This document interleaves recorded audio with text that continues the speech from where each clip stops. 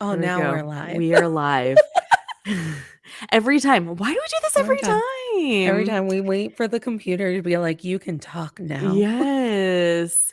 Friends, welcome to Still Comfy with Jules and Nat. This week on the show, we are discussing the 1998 classic Practical Magic. But before we dive in, let's do some introductions. I'm Julia Washington, host of Pop Culture Makes Me Jealous, where we analyze pop culture through the lens of race or gender and sometimes vote. Both? But do I mean, yes, vote. also vote. But do vote. And I'm joined by. I'm Natalie Katona, host of the weekly podcast, To All the Men I've Tolerated Before, your weekly look at everyday misogyny. Mm, It sure mm, is. And Natalie is not short of any topics at because, all. friends, what do? Live in misogyny And every that's day. why we should vote. That's why we should vote. That's If why you're we in should vote. California, you should have received your ballot by now. California. So, I don't. Same in Ohio. yeah. Yeah. You have until November 8th, people. Yeah. That's a lot of time. That's a lot of time. It's a lot of time. Yeah. Okay, so let's dive in a recap real quick, or a summary real quick of what Practical Magic was about for those of us, or for those of you who weren't born in the century when you could have seen it live in the movie theater. Or on the superstation. Or that. Sally and Gillian Owens, born into a magical family, have mostly avoided witchcraft themselves, but when Gillian's vicious boyfriend, Jimmy, Angelove, dies unexpectedly, the Owen sisters give themselves a crash course in hard magic. With Detective Gary Hallett growing suspicious, the women struggle to resurrect Jimmy and unwittingly inject his corpse with an evil spirit that threatens to end their family line. So the movie opens with a flashback of Maria Owens at her own hanging in the 17th century. She is accused of being a witch because apparently that's all women are allowed to be. And even then, they're not allowed to be. Mm-hmm. And it is a voiceover. As we're watching the scene unfold, we hear Stockard Channing's voice telling the story of Maria Owens and the history of magic within the Owens family and the Owens women and the story of the curse. And then we come into present day. Sort of present day. Then we flash forward to the Owens 90s. girls to the night and then we see Jillian and Sally as little girls, and their parents are very clearly in love.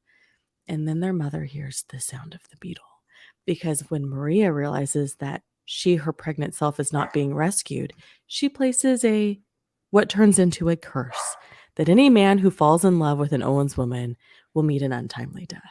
She did it accidentally. It was, yeah, I don't think she meant to She didn't curse scream it into generations. the sky or Yeah. anything. She was You just know, bereaved.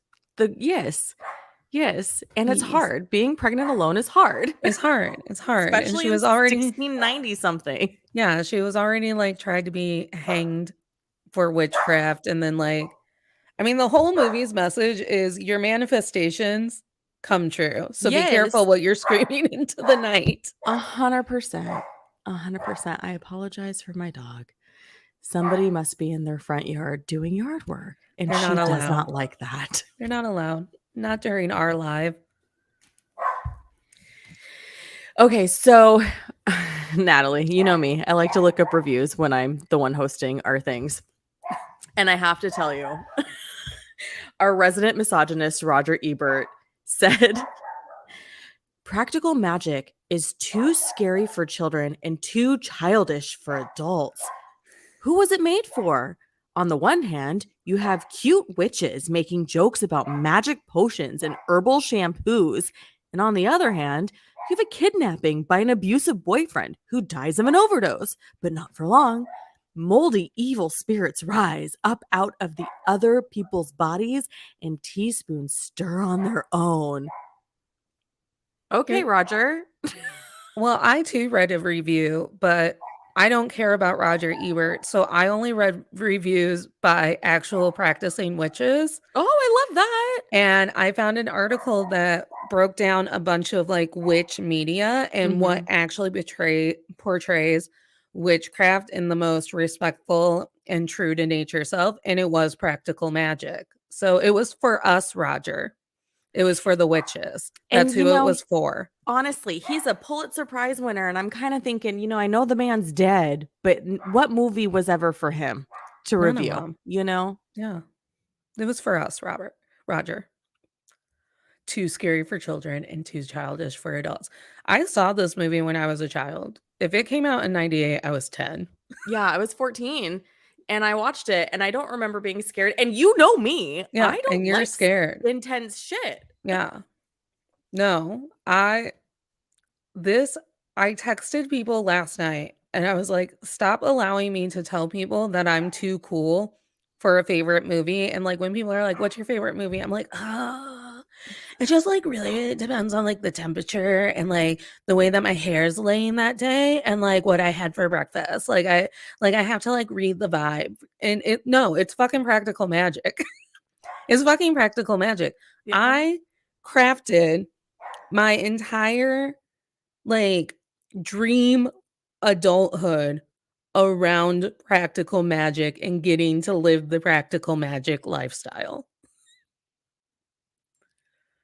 I love that. Thank I'm you. sorry. I was like, I'm trying to be, because, I'm trying to, with the dog. Can you even hear her? I can hear her, yeah. Alice Hoffman, who is the author of the book Practical Magic, and the guy who wrote The Alchemist, but I didn't read The Paulo Alchemist. Coelho or whatever like that. I read The Witch of Portobello. Together, they crafted how I practice witchcraft. They craft it. They just craft how like my spirituality, and they're the reason I left Christianity. So pro in the practical magic column.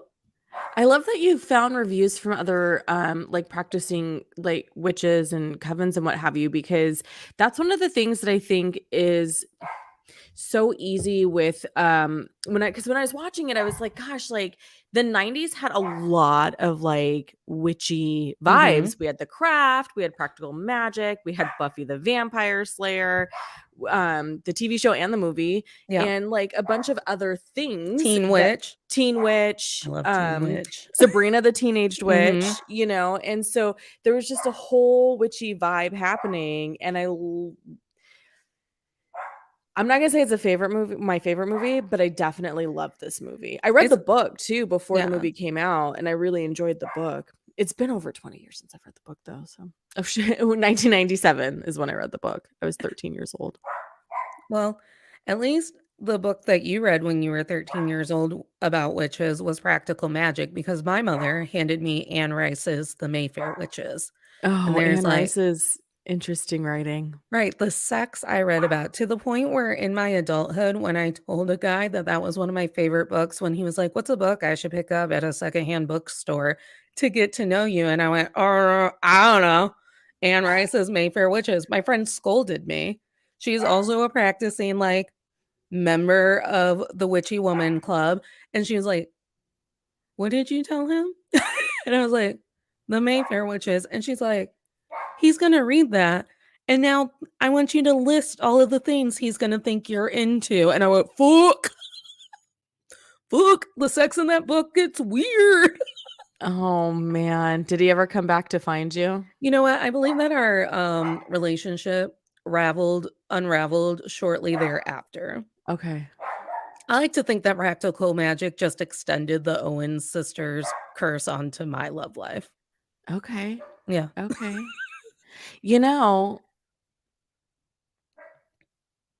I mean, no one's dead, but yeah, they're dead to me. I was like, how do I ask my next question? Because there's a lot of death in this movie. No one's dead. They're just dead to me. And honestly, same thing.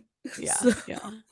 I cried a lot this time. Did you? 100, like totally. There was like crying about the sister relationship, crying about like when Stalker Channing and Diane Weiss tell her like, oh, we the spell. We didn't think that We he'd just be affected by the spell. Like, we didn't think you'd actually fall in we were just love. trying to help. We were just trying to We were just help. trying to get you laid, which, like, good on your great aunties for just trying to get you laid. I'm like, I love it. Yes, but also, like, why would you assume she wouldn't fall in love? Like, that guy seems like an actual decent I know, human. and, like, I think this and I think, like, every year because I watch it every year, Mhm. and I just, like I'm past the point where, like, I sob during it. I just, like, wistful tears during it. I'm like, "Oh, my wistful autumnal cry to Practical Magic," and, I think this year and last year was the first time where I was like, I mean, now I feel bad for her first husband. Yes.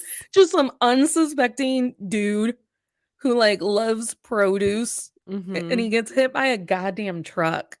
Which also felt like, why didn't the truck try to stop? Why was there a truck behind a bicycle marathon? Why wasn't Correct. the road closed off? What was happening in that Listen, we had small Amgen seaside. come in a couple years ago, and for multiple years, and Mhm. streets were blocked off. Right. Like, even surrounding streets. Like, here's the road they're riding on, but then, like, a 3-block radius is blocked off. Yeah. Yeah. So, none of it makes sense except for it was a It was the curse. curse. The It's so curse.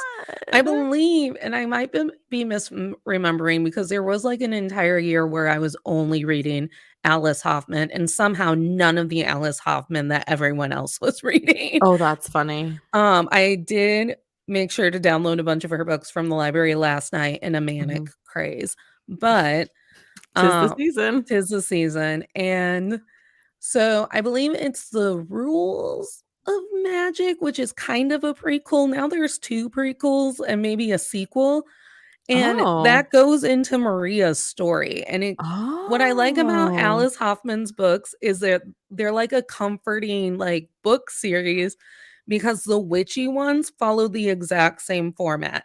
Lady gets her family cursed, and then we follow 3 generations of cursed ladies. Okay. Yeah. I dig, I dig. Oh, that's interesting. The only Alice Hoffman book I've ever read is Practical Magic. Yeah. For whatever reason, I haven't read Practical Magic, and I don't know if it's because I'm like, well, I have the movie memorized.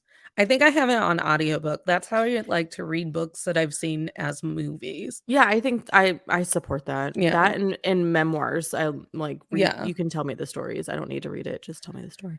But yeah, So in this time, so you watch it every year. I So watch it is it every year. I was gonna say, because this time around, the things that, I'm like sobbing, right? When Yeah. I watched the movies in 98, I'm like, this movie, oh my gosh. And then now that I have life experience behind me and lost loves and like shitty love, Mhm. I'm over here like, Wistfully. oh, Yeah. I'm No, just you're gonna heartbroken, and I'm just cry. wistfully crying at the beauty. Yes. And then when Aiden Quinn shows up and he's got Mhm. one blue eye and one green And he can eye. flip cactus-shaped pancakes. And he's Yes. just like a good old cowboy. Mhm. Who like, the fact that a good old cowboy from the South married a, Well, Southwest. Southwest, yeah, it's Very Arizona. different.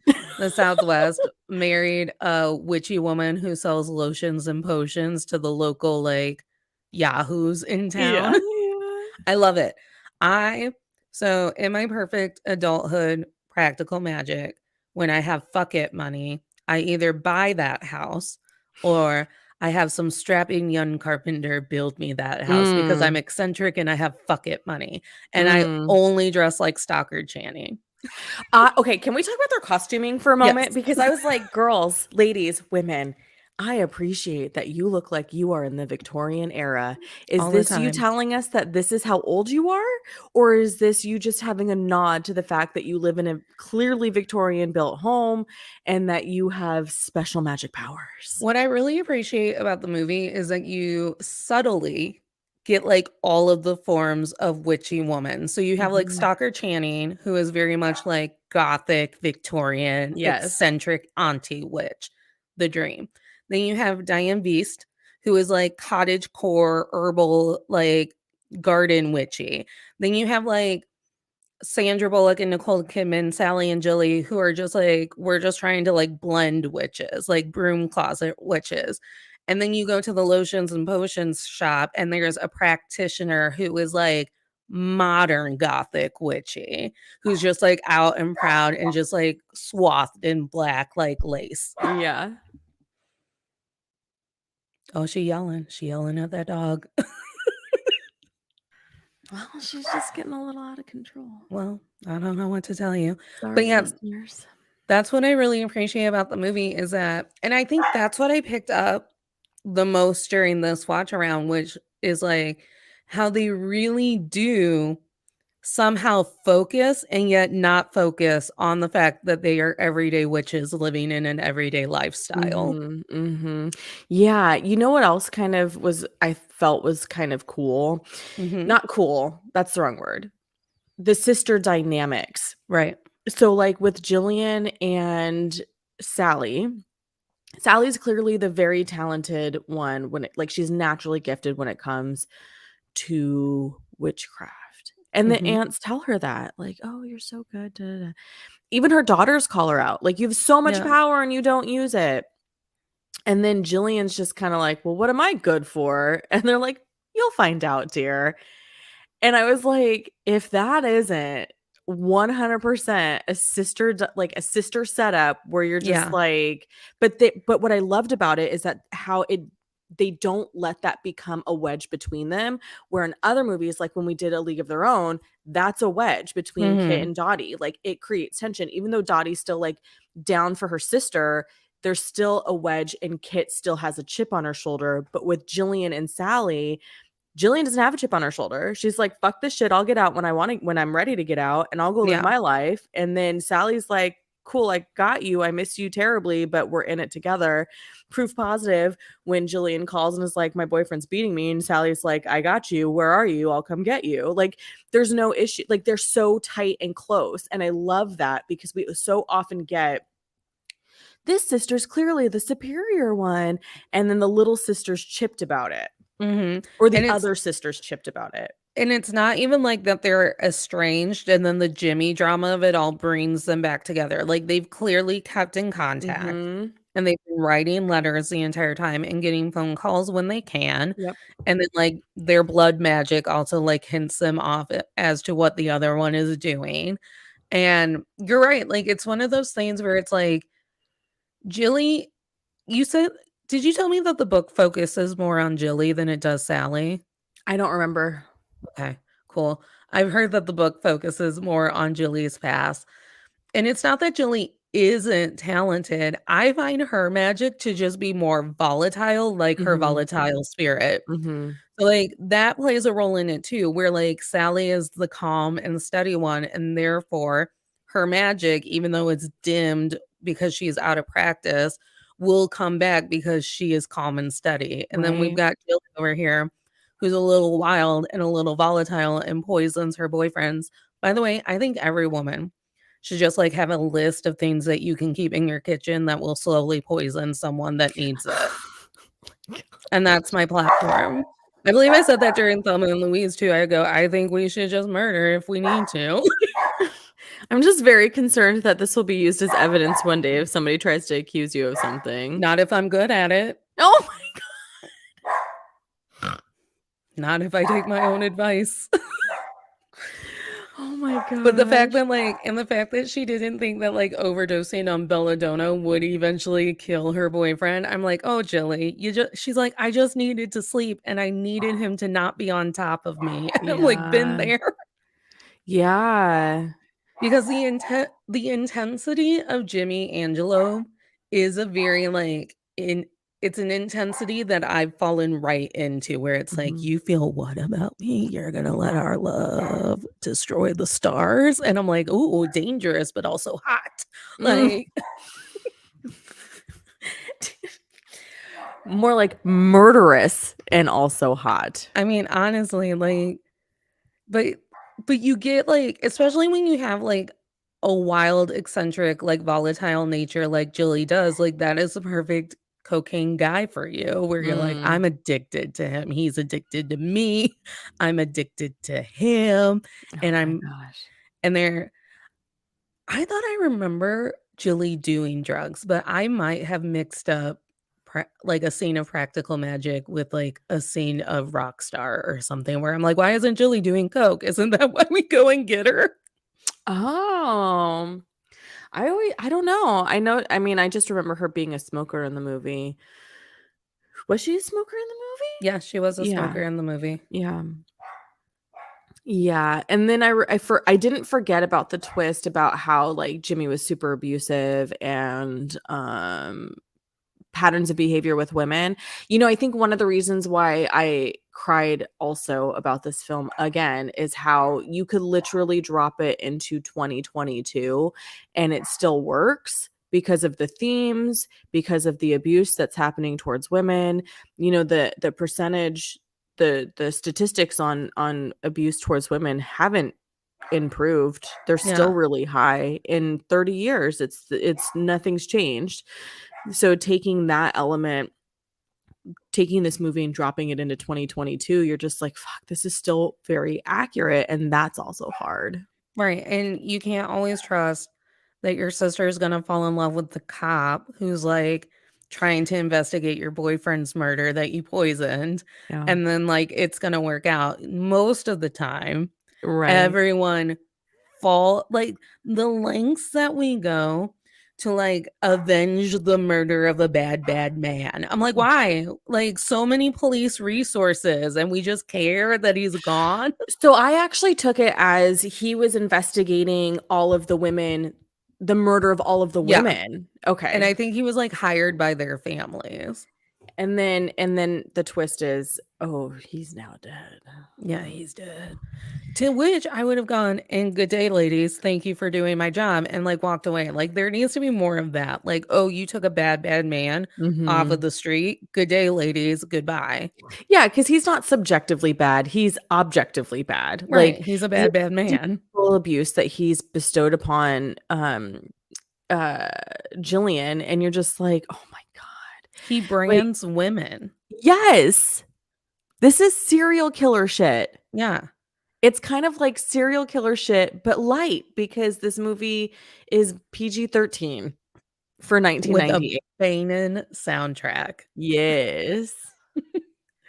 Because we got Stevie Nicks and we have Joni Mitchell, and then all of a sudden we have some like Faith Hill thrown in there. And I'm like, Yeah. I love this vibe. It's amazing. Speaking of, the New York Times original review said, "It's Barbie joins a coven time as Sandra Bullock and Nicole Kidman shake their long, flossy hair and play witch sisters with otherworldly decorative qualities." So here's the thing about Barbie all the meets coven. here's my What? thing about these reviews that are clearly written by men. Men. When we were too scary and too powerful, you burned us. Yes. When we were too scary and too powerful, you Oh, literally Natalie, that was written by Janet Maslin. okay, well, she is a traitor. Okay. I can't help it. Some women are bad and they don't deserve my support.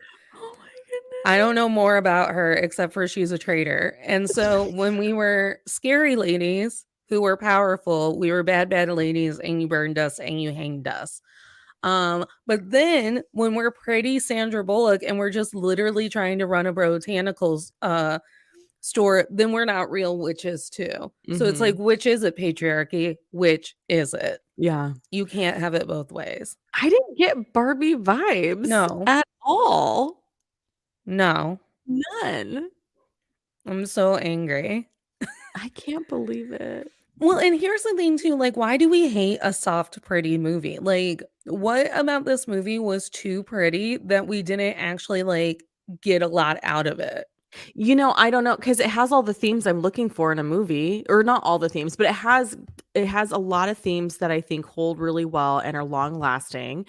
And I think that even though the film was 1998, you don't really get a 98 vibe. I No. don't know if that's because I lived in 1998, so it feels real. You know what I mean? But it Well, doesn't feel dated to me, because you do have the witchy aunties who are dressed in an air, you know what I mean? Because there's yeah. just so much about the style that still works And regardless of decade. I do believe that the Owens women lived for a long, long time.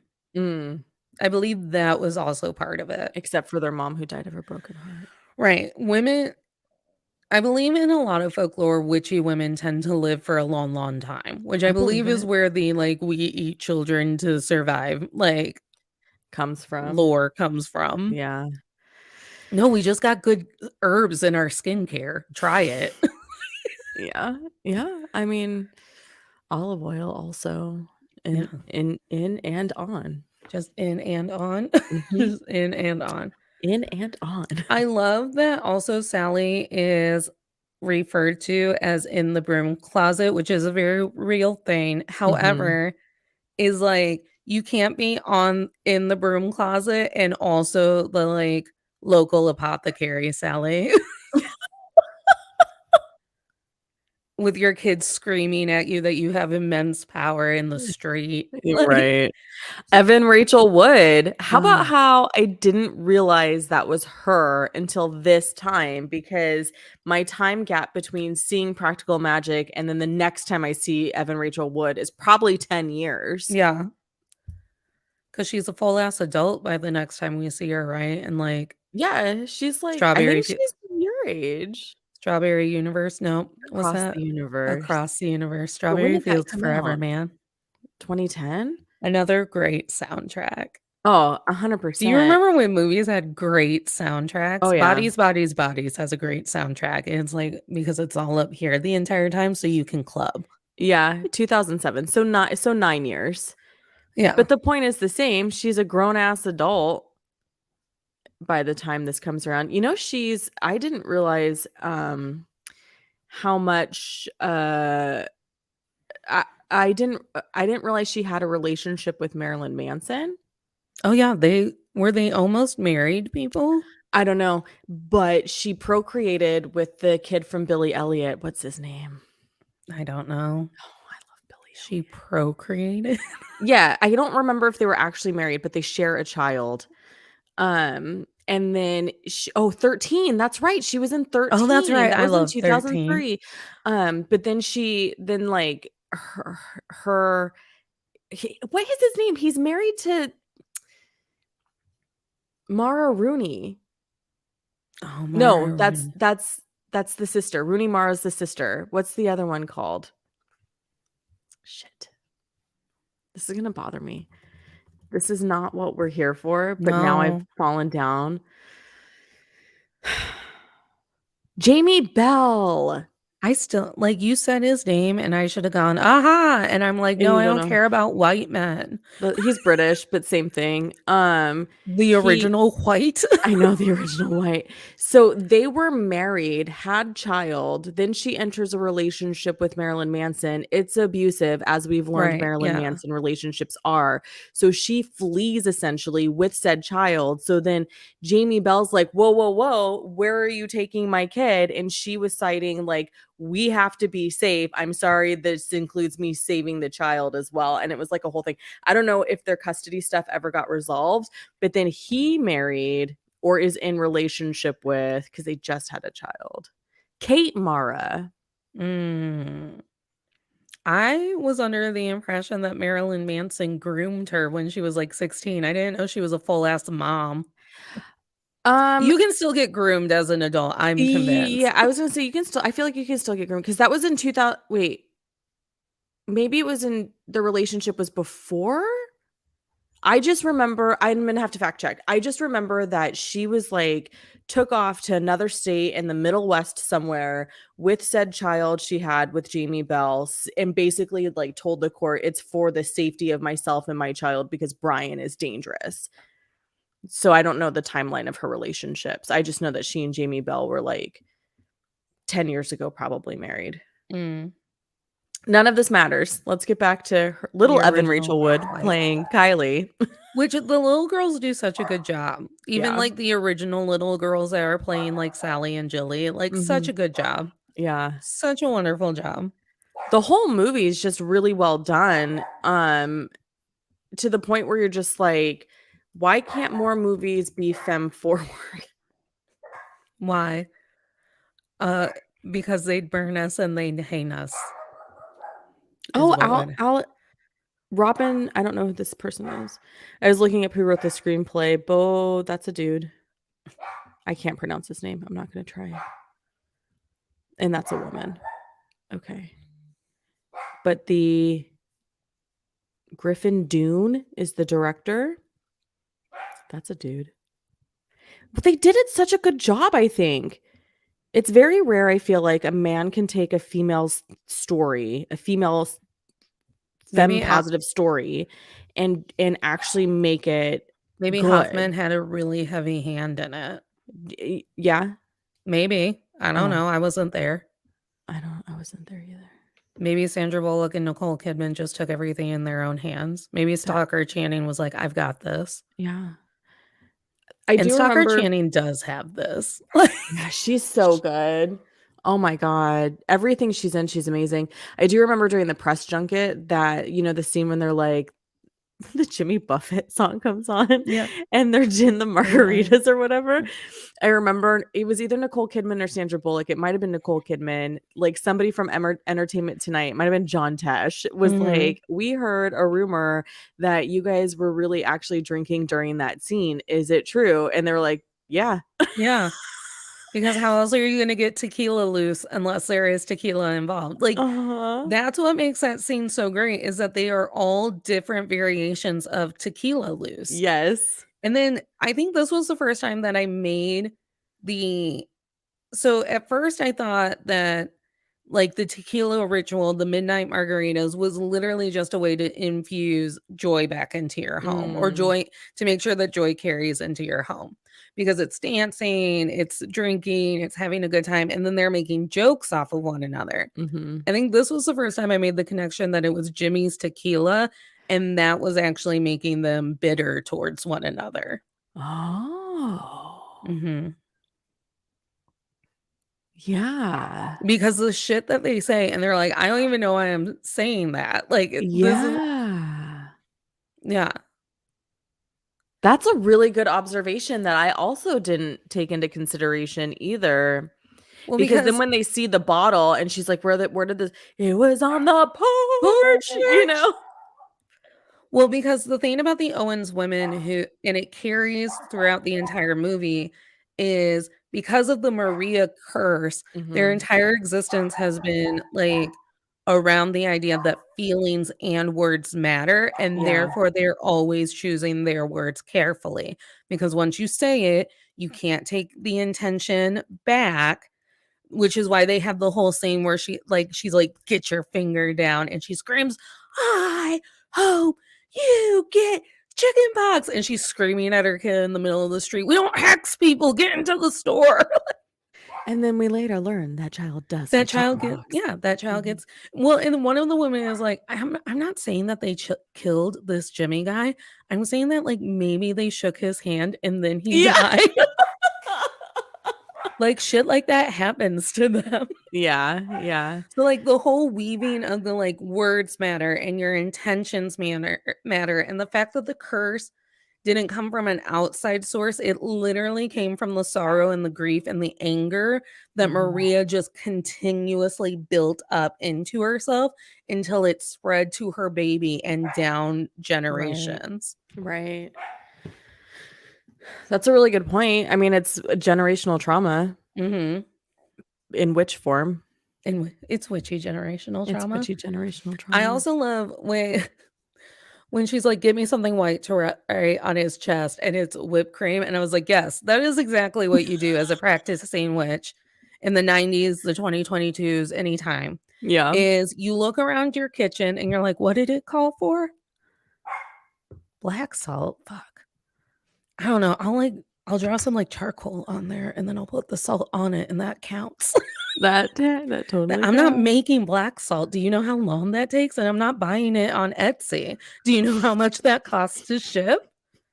Okay, I can't have all of the things at all the time. And that is very much how I run my practice, where I'm like, what did this call for?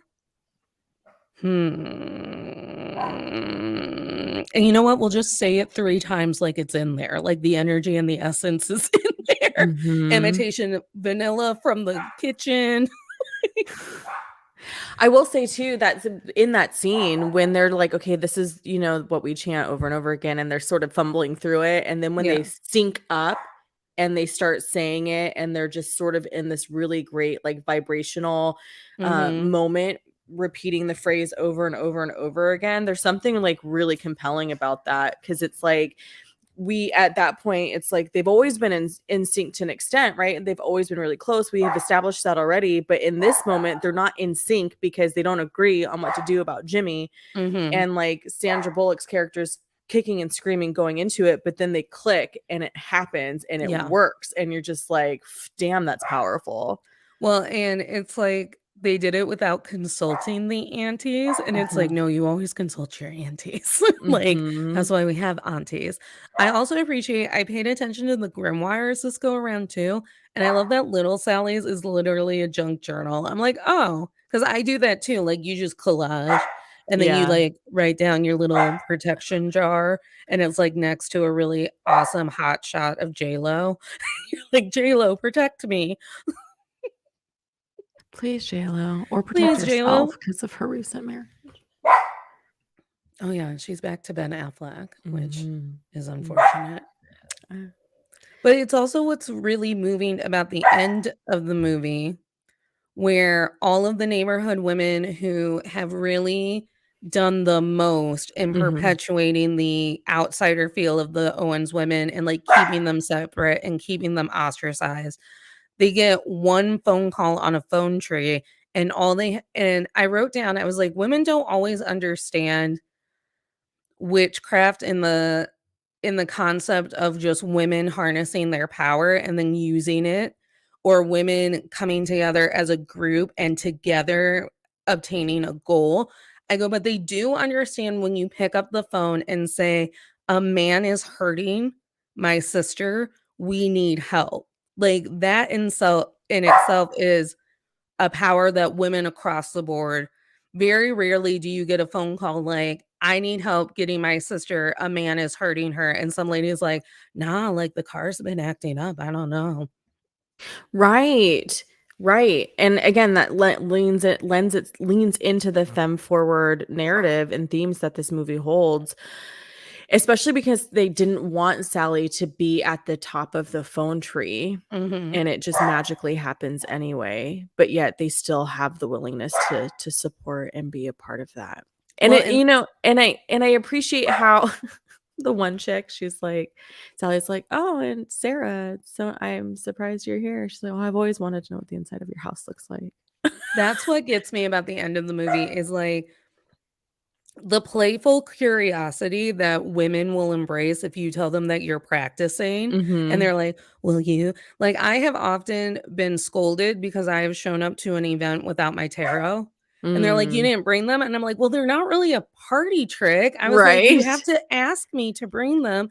I go, "Because if I do bring them and someone is super churchy or super, like, indifferent or super negative towards this practice, A, it's not gonna work, 'cause Right. they're interrupting the energy flow, and B, I don't wanna be disrespectful at your bachelorette party because we didn't know that someone was gonna, like, go home in tears about it." It's like when I'm Right. forced to pray before meals, and I just sit there, and I'm like, "Okay, white Jesus." I find it very hard to pray to a deity that we have made male. Mm. Yeah,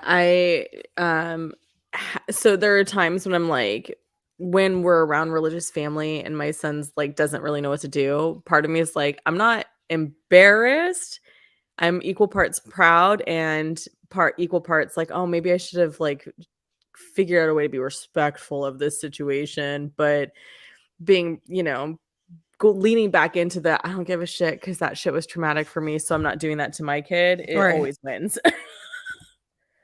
So yeah, like I thought that that was brilliantly done too in that last scene where all of the women were just like so giddy to be a part of it. Like, oh, we're gonna Mhm. get to do the thing that we've been like scared of the entire time. And And partly and left out on too, yeah, and Mhm. it's a really great allegory for like how society has made women scared of their own power too. Mhm. Because when women are powerful, women get punished. Yeah. So here you are, you're a basic white lady in your seaside town. You're just trying to get your kid off to 4th grade.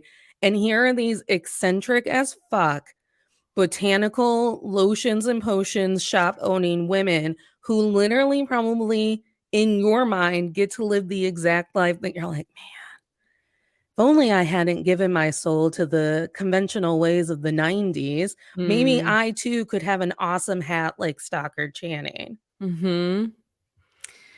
Yep, because Stockard Channing's the best. She's the best. I She can't really wait is. to have You, fuck it money. I dress, not today. I'm in a sweatshirt today. mm, But there are moments where I'm like, I've dressed full practical magic for my day. Someone's going to take one look at me and go, "Thee's a witch." And then like I'm getting burned at the stake because I live in the Midwest. It's happening today. oh my gosh. Do you think you'll read the book ever? Listen, it's on my damn phone. Yeah, but that doesn't mean you're gonna read it. I know. Well, and chalk that up to ADHD and hyperfocus. Currently, I'm only reading things that my book club picks. So, um, I have always made it a goal to read the book, and I don't know why I don't. And now this might be the year because I am craving more context about what Jilly did before Jimmy. Mm-hmm. Because it looked like she was having an okay of a time. Yeah, well, I mean, she was definitely partying and having fun, But she and wasn't like strung out Jenny from Forrest Gump partying. that's true. So yeah, that's true. But I wonder. See, now I should reread the book because I feel like there was a point Make where it part of your book club, and then it's homework for me to do there, it. there you go.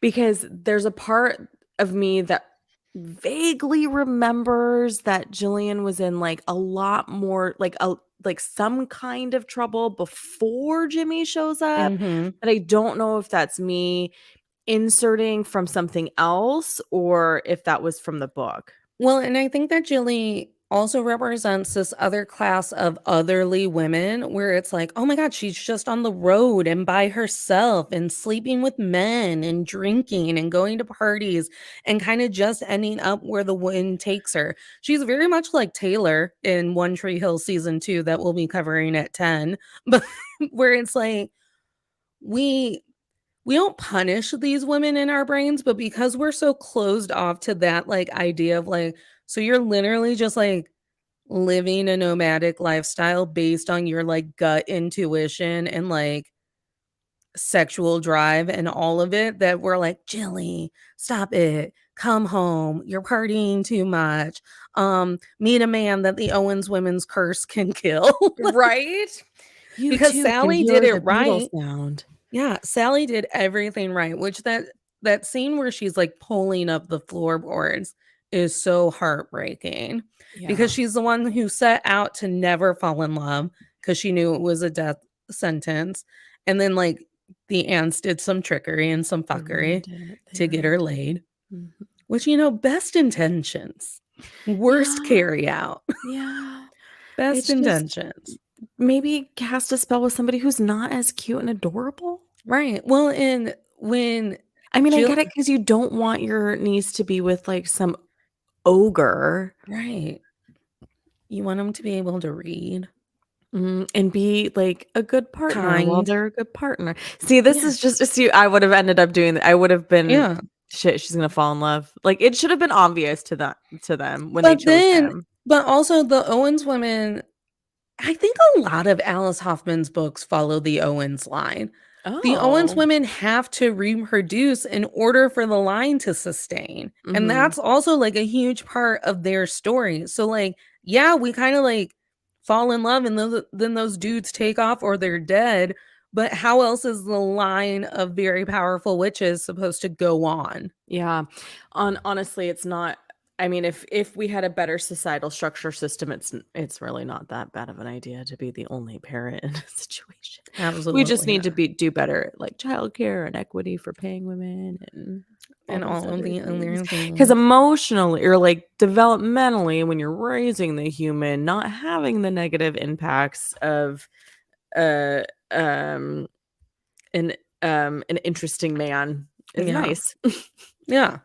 And and the ants are right there to step in. So many of the movies of the 90s, like, carbon copy what I believe my family would do in a situation where it's like, oh, she done got widowed and now it's like you're just gonna come home and live with us. And then when like Julie says, we're gonna grow old together as two biddies with our cats. We're gonna live just like the ants. I'm like, it's all I've ever wanted.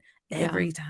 Every time one of my friends is pissed off at their husbands, I secretly go, you could divorce him today. We could move into the woods. We could live our best practical magic coven lifestyle in the woods, away from them all. And we could just be hags together. And doesn't that sound lovely? To just throw convention to the sea and just become hags together that like dig up like murdered guy roses in the yard. It sounds amazing. And I've almost gotten a couple. They're like, I do agree that that would be really fun. I'm like, yeah.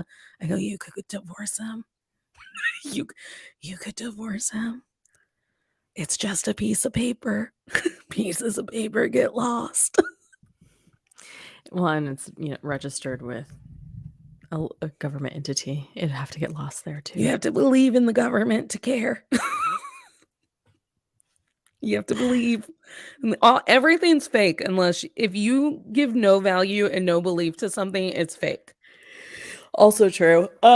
Excuse me for yawning. I apologize. That was gross. I apologize for the yawn. Oh my God, what was my question? You said something that I was like, oh, that brings me to another question, and I forgot what it is.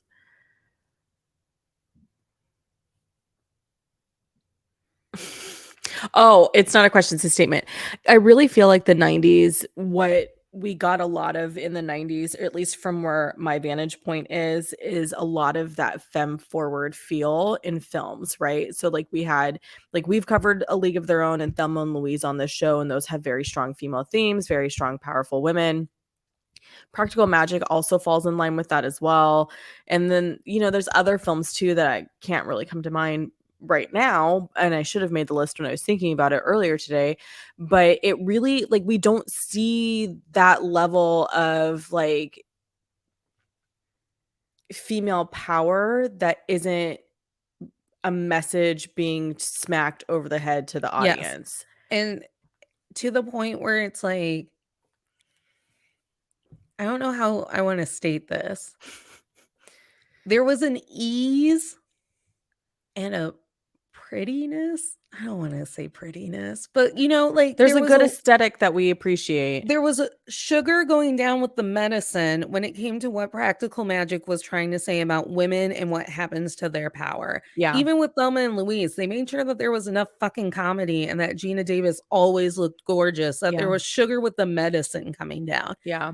At this point, I don't know if they've thought we've outgrown the sugar, but they're like, y'all are raped and you're harassed in the workforce and you have to be fighting that all the time, and you cannot cry and you cannot fall in love and you cannot have feelings for it because now you have to be the empowered woman.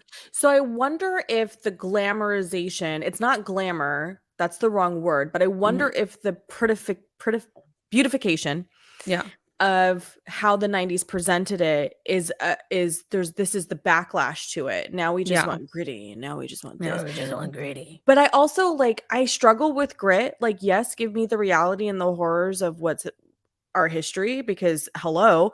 But at the same time, like, certain groupings of people, when you've grown up with the constant reminder in your daily life that you're devalued, right? I don't want that it's not that I don't want it in my entertainment, it's just I want it done in a way that makes me feel empowered in the end and not defeated in the end. Exactly. And we are living people who are also happy and falling in love and crying at Practical Magic and whatever. And we are also very aware of how systems in place oppress us and who does the oppressing. And it's not that we forget for 9 hours out of the day and we're just like, oh my goodness, it's so great and I'm proud to be an American.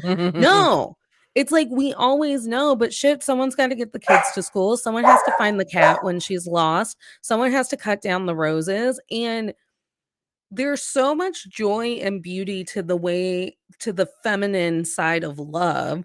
And I think that Practical Magic does a really great job of showing that, like, they're women who are constantly told to not be powerful and that they're ostracized for being powerful and not even being powerful, but being powerful in a way that's very public. That as soon as the other women in the town involve themselves, they are like, yes, we've been waiting for you.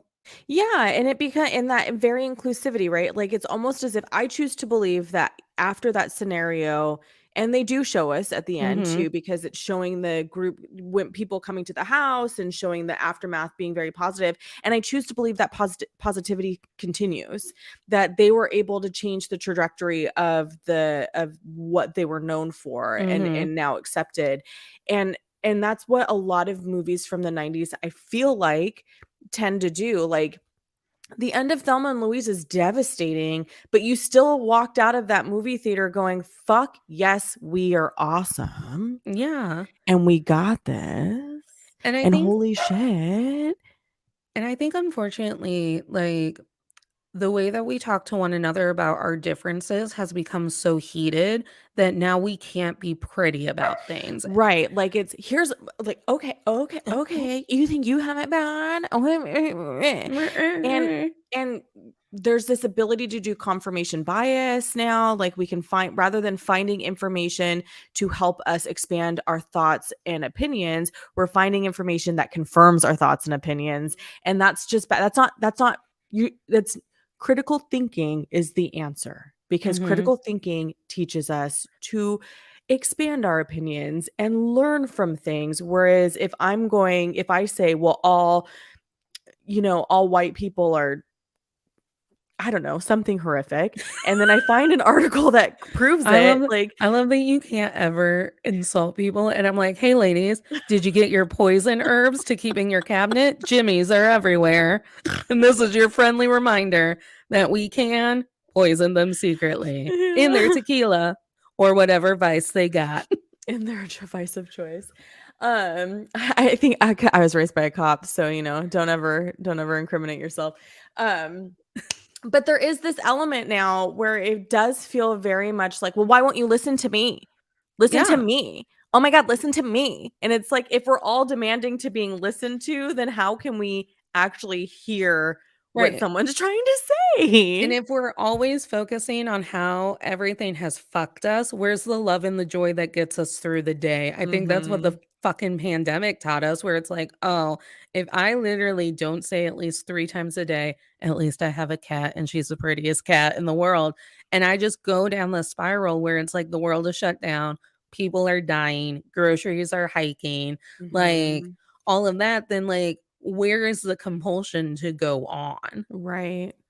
Right. And I think people don't necessarily fully understand either the line between what's appropriating and icky and Hmm. what's just an appreciator. I had that experience last night, which I will tell you about offline if you're interested. Of course I'm interested. I love when my people do bad things. Yeah. And I that's the thrive thing on where it. I'm like, there are because when you are in a community that is predominantly marginalized, you learn to pick up on things that are like dog whistle statements Mhm. and like certain things, or like coming from a religious background, there are certain turns of phrases that are very common in the type of religion I grew up in. And when I hear those things, I now know and this is terrible. But it's like, is it terrible or is it survival? Because it's like you just said a turn of phrase that I grew up hearing in the type of religion I grew up in, and now I know that you're a Christian, and I know what kind of Christian you are, and now Yeah. I'm very uncomfortable because that kind of Christian is the kind of Christian that made my life miserable for 16 years. Well, and I can tell every time I do tarot publicly who's with it and who's pretending to be with it so the group doesn't make fun of them. Yeah, And you yeah, just know. Even if I'm just looking at my cards and just focusing on the person who's reading, I know who's with me and I know who's sitting there going, Natalie is my friend, so it's fine that she's doing this devilry in my home in front of my friends. yeah, yeah. And there's different survival Yeah. skills that you kind of adopt. And that's what the Owens had to do.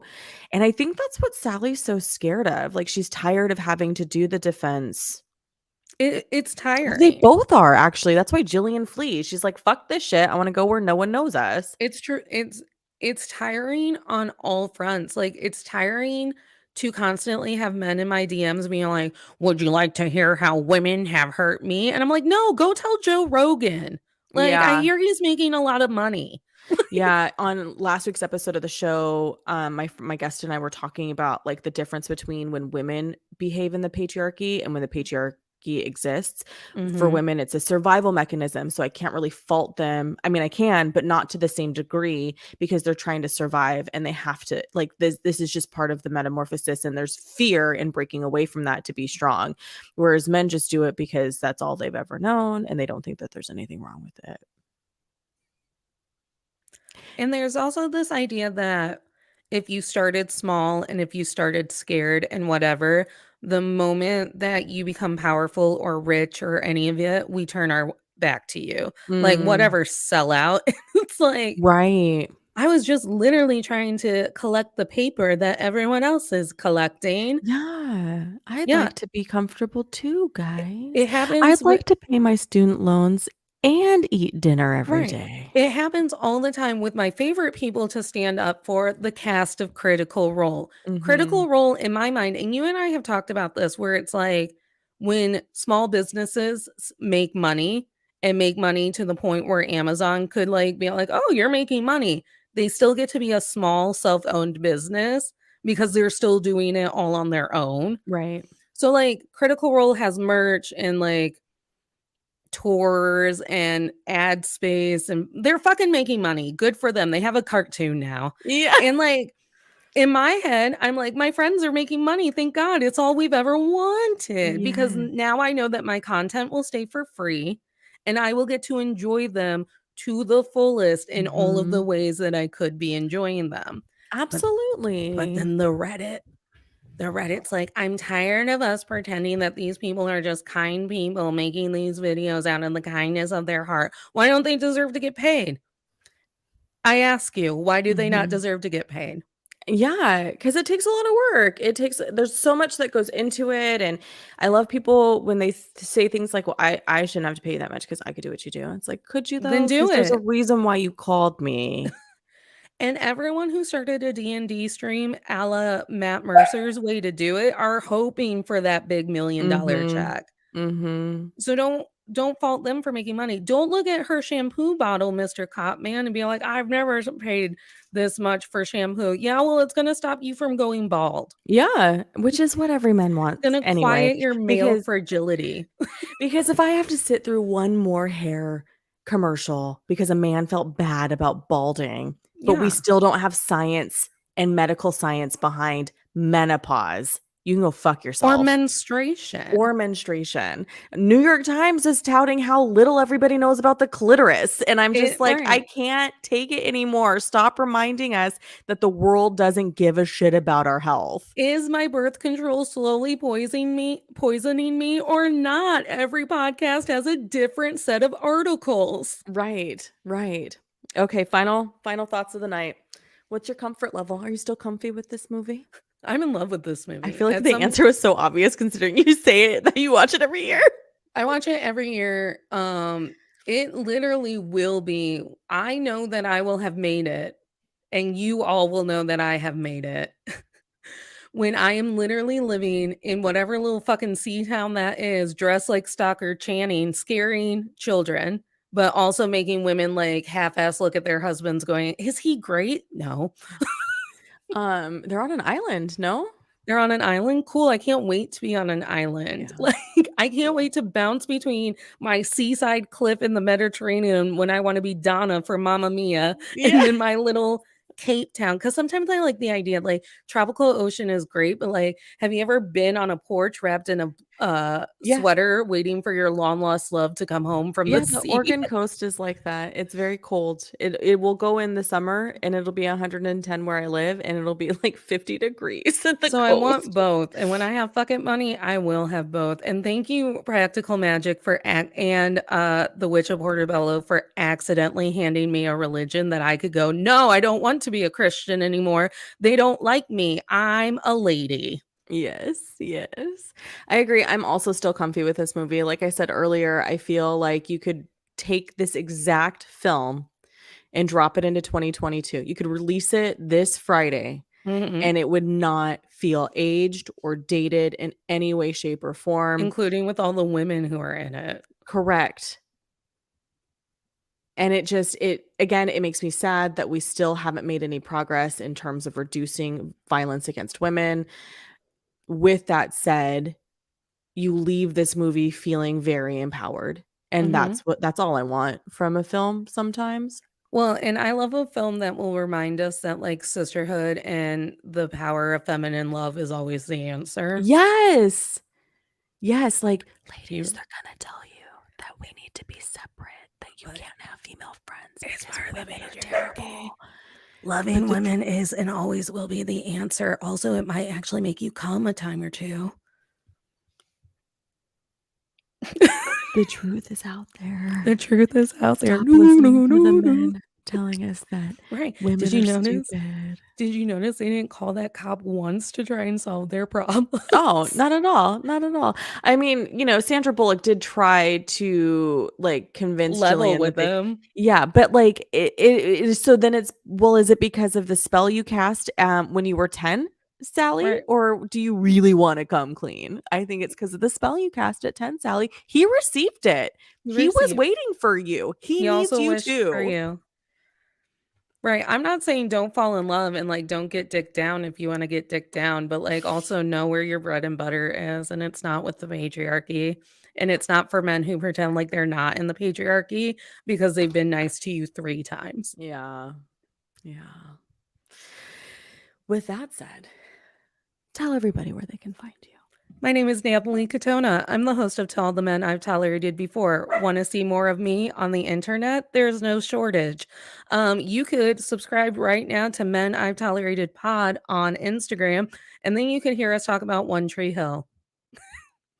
Another show that really highlights how, like, fuck teenage romances. I just want to see what teenage girls do to support one another. I was like, "Yes," but I'm muted. Um, is that Uh, all your plugs? I mean, I'm on Patreon. I have merch. I have Halloween merch. I'm on Etsy at No Niche for Nat if you want to buy some of my witchy shit. Yeah, I'm Yeah. I'm everywhere. Yes. And friends, you know me. I'm the host of Pop Culture Makes Me Jealous, Julia Washington, where we analyze pop culture through the lens of race or gender and sometimes both. Um, Tonight at 7 p.m. Pacific, 10 p.m. Eastern, we will be on Instagram talking about One Tree Hill season 2 episodes 13 through 15. 13 through 15. There's also no shortage of me on the internet as well. You can follow the show. Pop Culture Makes Me Jealous on Instagram and TikTok, same handle. You can follow me if you want to, the Julia Washington, same on Instagram and TikTok. Those are the places that you can find me. This week on Pop Culture Makes Me Jealous, we're taking a look at Sex in the City, specifically Charlotte and Samantha. That drops on Wednesday. And what's your episode this week? This week, we are with Laura Danger from TikTok. She's that fun lady who will watch you applaud your man for doing something mediocre and then stitch and duet you and go, in weaponized incompetence isn't cute. And then she'll tell you why you're not cute. Mm-hmm. So, we're talking about weaponized incompetence and fair play in relationships. And last week, we talked about being true to yourself, especially when it comes to your sexuality. Nice, nice. Mhm. Friends, you know what to do. Find us on the socials, DM us about your comments or about your topics, about the things you want to talk about that we talk about. And if you're watching the replay, comment on this video. We will respond back, Yeah. even though it's not live anymore, because we care about what you have to say sometimes. Unless you're Roger Ebert. Yes. Or that lady who betrayed us. I've already forgotten her name because she's not in my club. Yeah, I'm not going to say her name again because I don't want to make you mad. That's right, because she's not in my club. Yeah. Yeah. All right, friends, until next time, what is it? How do you say it? Stay comfy. Stay comfy, stay cozy. There it is. I've forgotten what movie we're doing.